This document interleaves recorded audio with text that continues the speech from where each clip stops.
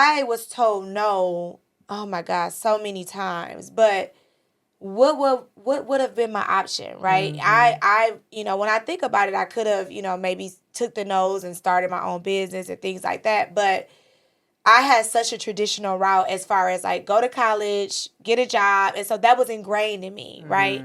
Now my thinking is a little different, but that was ingrained at that time. So for me, it's like, if I keep getting told no and I honor the no's and let the no's be my story, where would I go from this? Where would I go? What is my option? To take the no and just not have a job? Right. To me, I told myself, it's something gotta work out.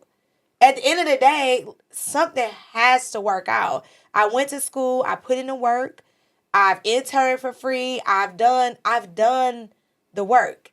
And bringing back my spiritual part is like faith without works is dead. So I did the works. Talk to him. I did the work. So the faith got to kick in.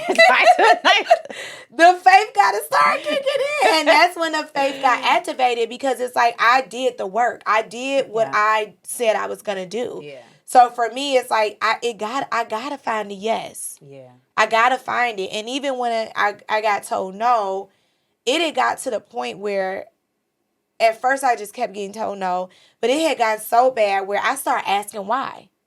And I think that was my biggest game changer.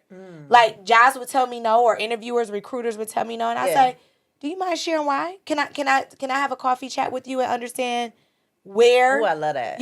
That changed it for me, because then I was being open to feedback. Yeah. I was being open to understand like where I needed to pivot and turn. Yep.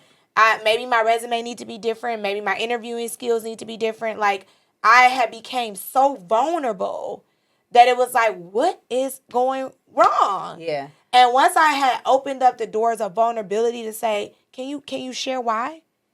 It changed the course, because I was able to understand what wasn't happening. So sometimes those no's are there, but you have to understand why. Yeah, exactly. You know what I mean? You have to understand why. I agree, because like a lot of the times, like you take that no on as like you being deficient. Yes. Or you not being adequate, yes. Right? And so I think to have that understanding of why and being able to like recalibrate in a way, and then go into another space and navigate in such a way where, okay, I have now kind of learned from, whatever that feedback was, and I've been open to it. Like that's what it's all about. It's all about like being open to something and how am I going to grow and how I'm going to develop. Like that's all about enduring too, right? Because I mean, what got us here isn't necessarily going to get us there. So it's like on that, as you're on that path and you're consistently enduring, like I think that's money right there. It's like